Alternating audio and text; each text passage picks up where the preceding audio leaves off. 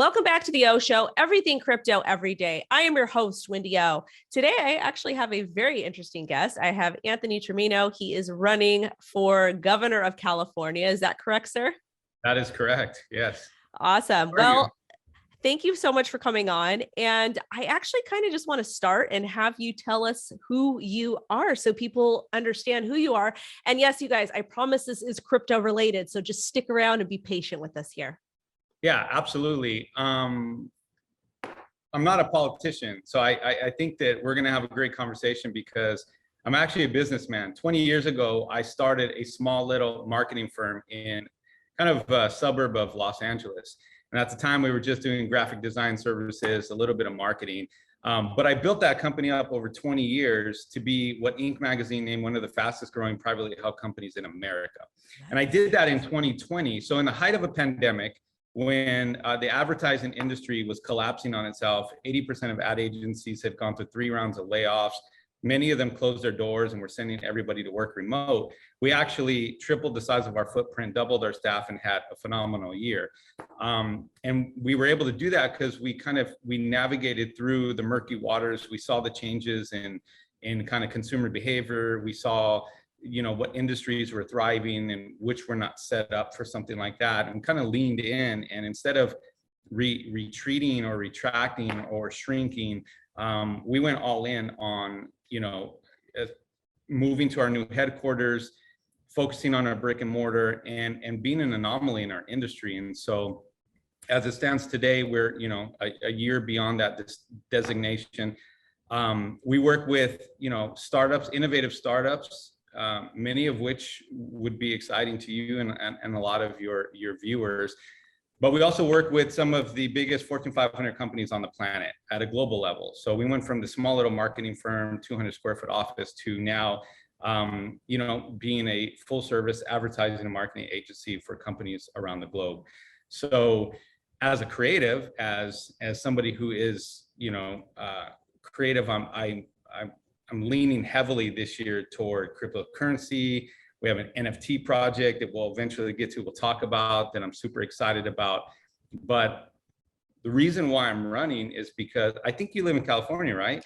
Born and bred, LA County, baby, and probably going to end up moving out of California this year because it is becoming an absolute nightmare to do anything in this state. Well, hopefully you wait until November. And if I can get an office, maybe I can tempt you to stay, because as a business owner, so a little background on how I transitioned from running a successful business to wanting to get into politics. Let me set the stage. I don't want to get into politics, and ultimately I don't want to be a lifelong politician. I'm very happy building, a business empire. I'm very happy with many of the ventures that I've gotten into over the last couple of years. But as you know, being in California, there's no way my company will survive another 5 years being in California. The taxes that we pay, just crime, companies that are leaving, companies like Tesla manufacturing leaving. You have, so many tech companies that are moving their manufacturing plants or investing in other states. So California is not really a climate that's friendly for businesses. It's definitely not going to be friendly for investors and innovative technology. So I decided to run because even though I could pick up and leave and move to Florida like so many, and by the way, where are you thinking of moving? Probably to Florida. Yeah. So that was the game plan, is to pick up, consolidate, and leave to Florida. But if all the good people, if you leave, I leave, and so many companies leave, California will fall. And if California falls, there's not a safe place in the United States you and I are going to run to. It'll eventually get to Texas. It'll get to Florida. It'll get everywhere. So I'm running because I'm hoping that I can implement some changes, make California a business-friendly state again, deal with some of the issues that I'm sure in LA County that you're seeing, homelessness and crime and all of those issues that are plaguing us, probably driving you out of the state. And I know that you're a mom, right? I'm a mom to a 5-year-old little girl, and I actually took my daughter to the nail salon maybe 2-3 weeks ago to go get her nails done. And we moved out of a very poor neighborhood to a nicer neighborhood, which was amazing. But at the same time, when I go to the grocery store, I have to deal with, threats and with violent homeless people. And a homeless man came into the nail salon with me and my 5-year-old daughter. And I had flashbacks from working at my previous job because I was held up at gunpoint. And I was just like, oh, not today, not today. But just stuff like that happens so often in California. A lot of people think, oh, you don't know what you're talking about. It's, it's safe there. No, it's really not safe. Like the fact that I have to go, like, just go doing something simple, like going to the grocery store, taking my kid to go get her nails done, something like that. And I have to worry that there's some, crazy person that's going to walk in and potentially do something harmful to me and my child. As a mom, that's scary. That's not a good feeling. I want to be able to go out to spend my money to support small businesses, but realistically it's not nearly safe. Yeah. Which is a shame. So I am the father of 5 kids, right? 4 biological, 1 adopted. And what you're saying is so much of the reason why good people, good families are leaving the state. And I want to tell everybody that's watching, this is not about politics. Like, I don't care if you're a Democrat, Republican, left, right, conservative, liberal. You could put all politics aside, and the issues that are plaguing California are issues that we as parents, as business owners, are encountering regardless of our political affiliation. And I'm not running to make politics the central part of my message. I'm running so that people like you can feel safe on our streets, so that businesses like mine can thrive, so that families can actually afford to live here, so that we can actually attack, and actually shrink government. At the end of the day, I think the issue that we're seeing is we have too big of a government overreaching and really dictating how we live our lives. And a lot of them are hypocritical. And ultimately, I think that California doesn't need just a governor, it needs a CEO. We're talking about the 5th, 6th largest economy on the planet. And so we need somebody that has business acumen, that will be up there, that can pave the way for innovation and technology and things that I'm sure a lot of your viewers are excited about, and not really stifle that, not really choke that out. And so I'm hoping that we can make a significant run for the office, get rid of some of these politicians, put some business people in place, and actually restore California to a place where someone like you will want to live. No, I'm with that 100%. Like, I love California. Like, I'm born and bred here. LA County is my home. LA is my home. I lived in Hollywood, lived in a lot of different parts, but it's just so frustrating because it's like our kids are like, it's just very, very frustrating. Like, I can't go to the grocery store sometimes. Like, I couldn't take her to the nail salon.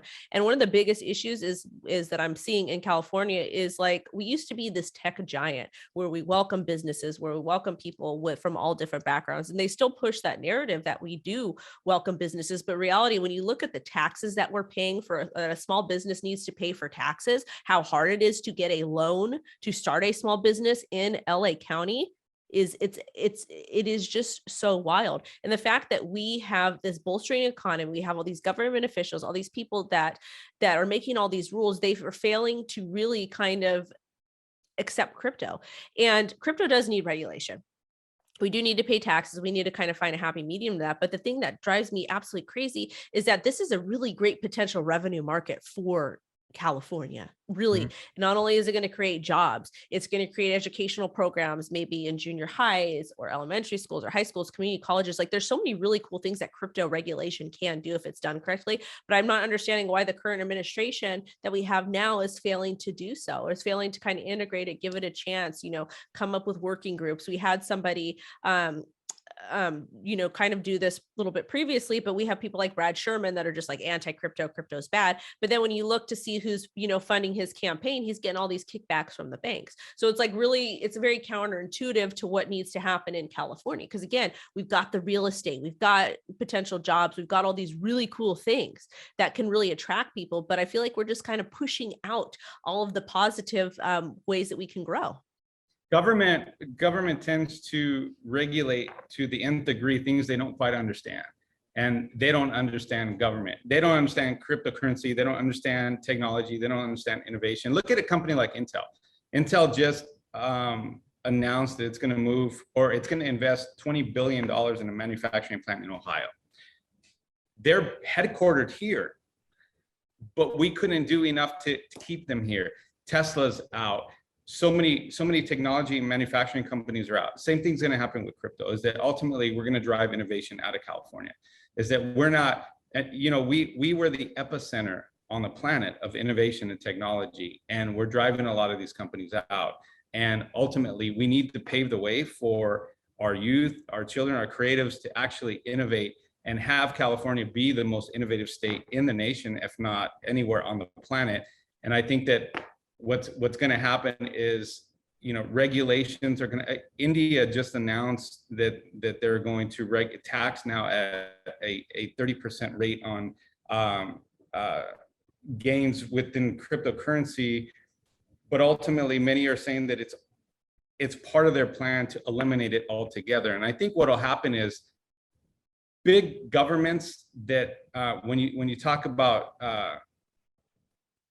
things they don't understand, things they cannot tax, ultimately it creates a threat for big governments. And I think that we're going to see pressure here in the United States. You're going to see it in China. You're going to see it in Russia. You're going to see in different places on the world where the lack of understanding of how to innovate and how to regulate properly is going to suffocate what we could potentially see as a huge potential market in the future. So it's going to take innovative leaders to get in and kind of work with the people within the industry that are innovating to sit at the table, give them a seat at the table, and figure out how we can coexist and how we can use that innovation and technology to drive not only jobs, but revenue, drive our economy moving forward. So I agree with you on all that front, but I've got two more questions for you. The next question is how, if you do get into office, or at least while you're running for this campaign, how are you going to push positivity regarding crypto? Because a lot of people see crypto, they see NFTs, and they have all these negative connotations because they don't understand. They don't want to understand. They think that they hear the media talk about how bad it is for global warming and for the environment, but instead of actually educating themselves and pushing themselves forward, they just want to sit with this narrative here. How are you going to be able to change that narrative on your campaign? And then if you do get in office, how are you going to be able to push positive regulation regarding crypto and kind of spread the message to people that, hey, this stuff really isn't dangerous? It's really not dangerous. What it's going to do, it's going to boost the economy. It's going to create jobs. It's going to empower our youth, and it's going to get them prepared to participate in a global market. Because let's face it, these countries like India and different countries outside of the United States, they're very well versed in STEM. California is not by any means. Unless you've got money and unless you're sending your kids to a private school, chances are you are not really focused on STEM, and that's not a really big topic in your household. So we're already placed far behind. So I think anything that threatens government control becomes quote unquote dangerous, right? And so I think that's why the narrative is as such. But as a business owner and as a CEO, advisory boards are critical. They're a critical part of our business. They're a critical part of companies we serve, the businesses, board of directors, et cetera. We need advisory boards, people like you that have a seat at the table that can help not only educate government, but also help us to create policies that allow for technology like this to exist. That doesn't happen. So the lack of understanding and the lack of control creates a danger to the government, and ultimately they start to suffocate new and innovative industries. One of the ways that I'm going to bring awareness to just the topic in general is we have an NFT project that we're working on. It's the first of its kind. It's probably too premature. We're about 30 to 45 days from releasing it, so it's probably a little too premature, and I don't want to give too much away, but we saw a unique opportunity to actually leverage NFTs to not only support what we're doing on the campaign, but to bring awareness to some of the issues that are affecting California: homelessness, energy, water, et cetera. And so we have this incredibly innovative, fun project that we're working on that we'll be releasing shortly that will allow a whole nother set of eyes to see how NFTs can be used, how this technology, how innovation can be used, how it can be used for good, and bring some awareness to it. So we're super excited about that project, and I'll kind of let you know when that drops. But it's things like that. We also, being a creative house, an ad agency, we're looking at the metaverse as new frontier to actually bring our clients into, and how we can leverage that to bring awareness and create, different, to really inspire different ideas from our youth who, if you think about it, are graduating high school, not prepared to enter into society in any meaningful way.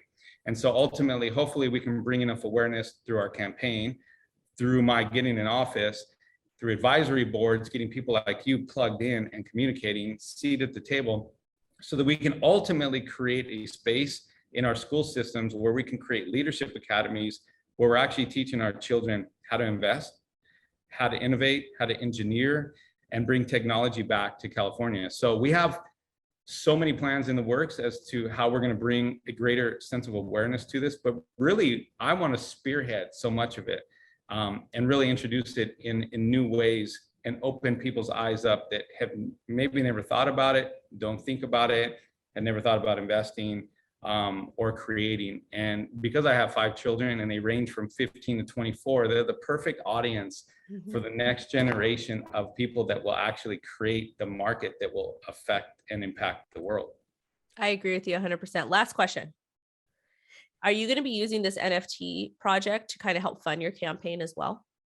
So what I'm going to do is, this is a side venture completely separate from the campaign. Okay. But as we generate revenue from this project, a lot of it will go toward our philanthropy work. It'll go toward some initiatives that are near and dear to my heart for California. And ultimately, I'm self-funding this thing anyway. So if any of it does enter into the campaign, it'll be private funds from me, from our family, investing into the future of California. Got it. Awesome. Well, Anthony, thank you so much for coming on and talking to us, explaining who you are, what you do envision if you do win. I hope you win, because the person that we have running right now, I'm not very pleased with them. But again, thank you so much for your time. And you guys, if you want to learn more about Anthony, support his campaign, support him. The links will all be down below. Thank you so much. Thank you so much. Keep doing what you're doing. Appreciate you and your daughter. And hopefully you stay in California. Thank you. Take care.